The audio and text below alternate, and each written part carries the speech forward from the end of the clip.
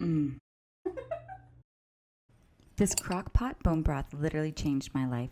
Bone broth is liquid gold when it comes to gut health, but I couldn't find an affordable option. This bone broth is even better than store-bought and is essentially free because you're using your leftover chicken bones, the ingredients you probably already have in your house. Apple cider vinegar to help get the goods out of the bones, and a few peppercorns. Then you'll just fill your crockpot with filtered water until the bones are just covered and let it do its thing on low for 25 hours.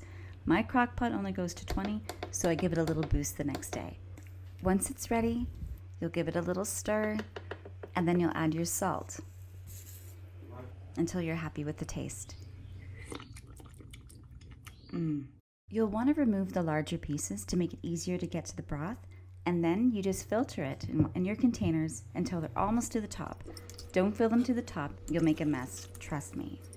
And then you just repeat this process until it's empty, which actually ends up being a lot of broth. If you compare this to popular brands that charge $12.99 for 2 cups, you've just made over $100 worth of nourishing bone broth. The small containers hold 2 cups and the medium holds 4, so I ended up making approximately 17 cups.